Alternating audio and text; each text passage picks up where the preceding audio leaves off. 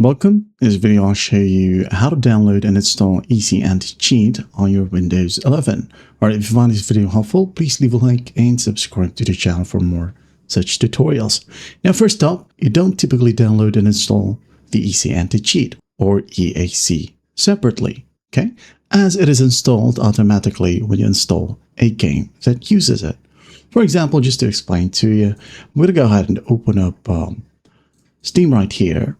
Okay, and once it's opened, go to library and just open up the game that needs EAC. For example, I have here VR chat.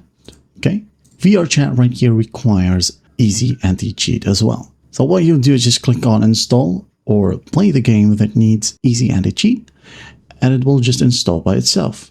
Okay, now if you're having problem or you're encountering an error that you cannot maybe reinstall, or you're having a problem where it says EA Anti-Cheat can't do this, can't do that, well, don't worry, I'm going to show you a simple fix. Okay, for example, we have here VR chat, again, a game that requires EAC.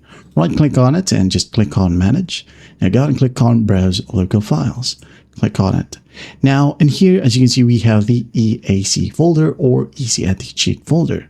So what you'll do is just double click on it and find the EOS setup.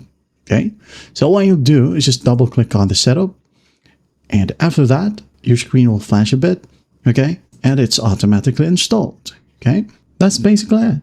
Now if that still will work, don't worry, you can go ahead and go to the problematic game, or right click on it, click on properties, go to install files, and just verify the integrity of game files. Now if verifying doesn't work, close it, right click on the game again, go to properties and install files. Now click on browse. Okay, and here delete the Easy Anti-Cheat folder. Right click and hit on delete. Close it.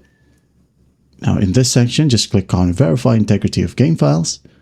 Okay, wait for the process to finish. And once that's done, everything should work perfectly fine now. That is it. Well, I hope this video helps, and I'll see you in the next one.